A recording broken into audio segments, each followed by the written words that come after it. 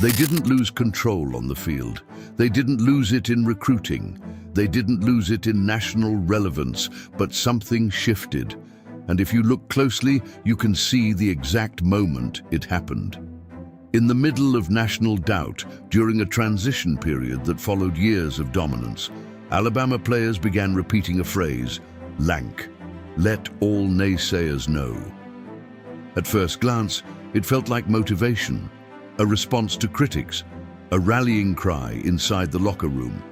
But this wasn't 2018. This wasn't even 2020.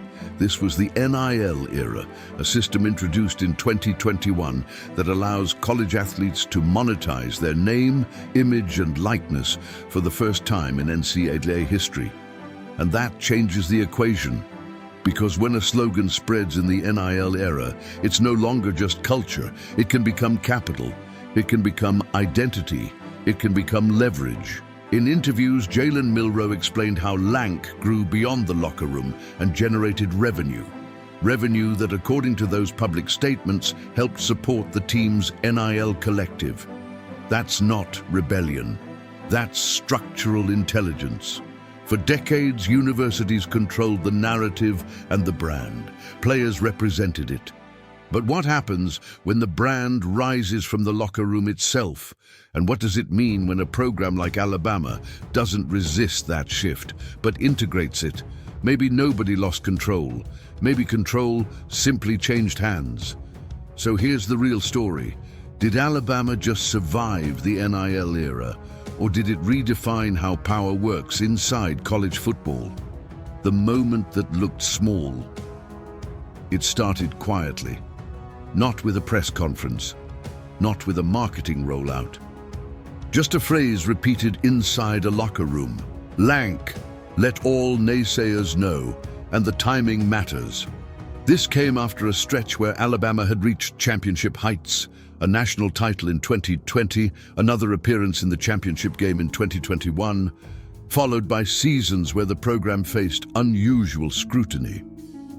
Media conversations shifted. Analysts questioned direction. A transition period began. The tone around the program changed. Inside the building, the response wasn't defensive. It wasn't public outrage. It was internal culture. Players repeated the phrase in interviews. They used the gesture on the field. It spread organically.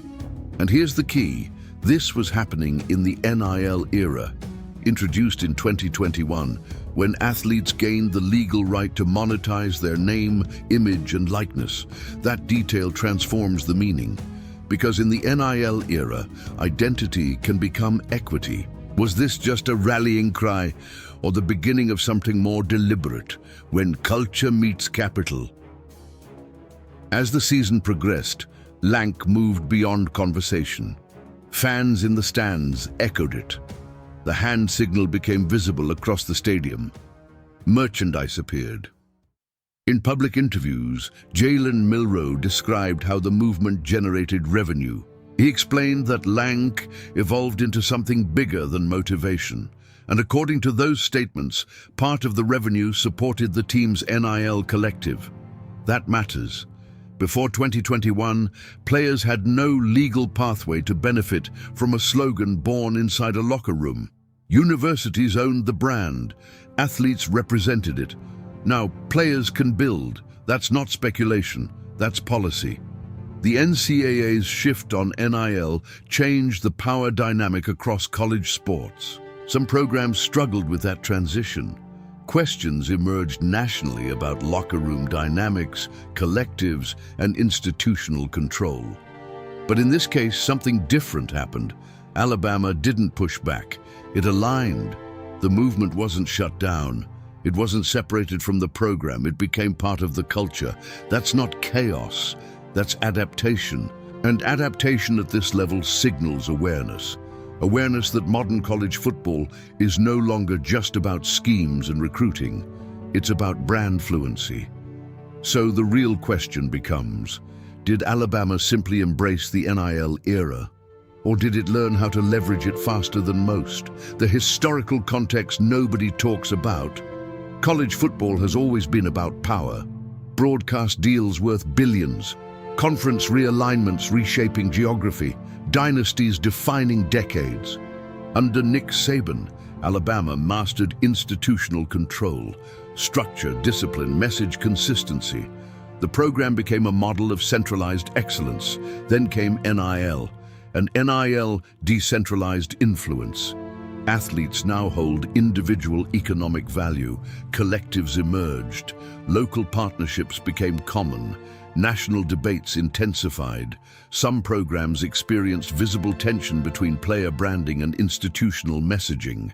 That's documented, that's real. But Alabama's LANK movement suggests something different. It showed that player-led culture and institutional structure could coexist, not compete. And that alignment is rare.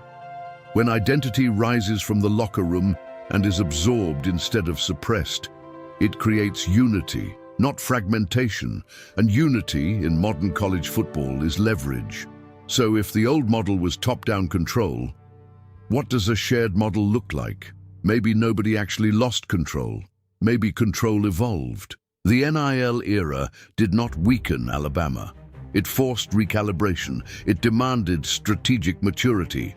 And Alabama demonstrated that maturity in real time. The LANK movement wasn't just a slogan. It was proof that a new generation of athletes understands both culture and capital. They know the system, they know the landscape, and they know how to move within it. Historically, brand identity flowed from the institution downward. Now, it can rise from the players upward. And when that happens inside a program built on discipline, infrastructure, and leadership, it doesn't fracture the foundation, it reinforces it. That's the shift. Quiet, calculated, strategic. And maybe that's why it felt subtle at first. So here's the reframed perspective. The question isn't whether someone lost control. The question is whether Alabama recognized earlier than most that control in modern college football is no longer about ownership. It's about alignment. And if that's true, what happens next? So let's talk about it. Was LANK just motivation during a transition period? Or was it the first visible sign that the NIL era permanently reshaped how power operates inside college football, and Alabama simply mastered it faster than the rest? Drop your thoughts below.